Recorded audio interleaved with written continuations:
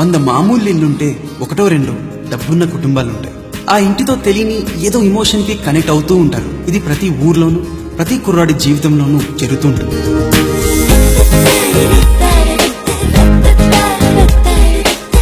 ఈరోజు సుబ్బుగారితో ఎలా అయినా నా లవ్ మ్యాటర్ చెప్పేయాలి. సునందని మర్చిపోలేకపోతున్నాను రా. నీకు లవర్ ఉందా? బావగాడు కూడా మార్గదర్శిలో చేరాడు. ఓ క్రీమ్ బిస్కెట్ కొనుక్కున్నాడు.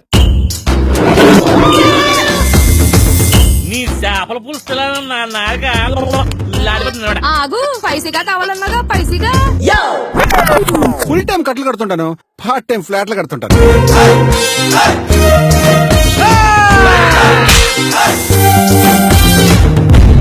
నేను క్షమించిన విషయాలు రెండు రే. ఒకటి, నా చెరువులో చేప జోలికి వచ్చిన. 2, నా ఇంట్లో పాప జోలికి వచ్చిన. మనిషిగా పుట్టినందుకు అవసరమైతే ప్రపంచంతోనే పోరాడాలి.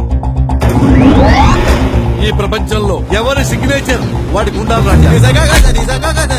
ఎక్కడ అవమానం జరిగిందో అక్కడే అభిమానం సంపాదించుకుంటాం. నువ్వు చేసిన పని ఫెయిల్ అయి ఉండొచ్చు, కానీ నువ్వు ఫెయిల్ అవ్వలేదు. ఇది ఎట్టి పరిస్థితుల్లో మృత్యుంజయ నాయుడికి తెలియకూడదు.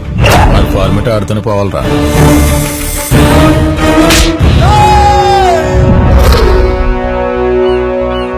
ఏంటి రాజా అలా చూస్తున్నారు? కొత్తగా ఉండాలి కదా.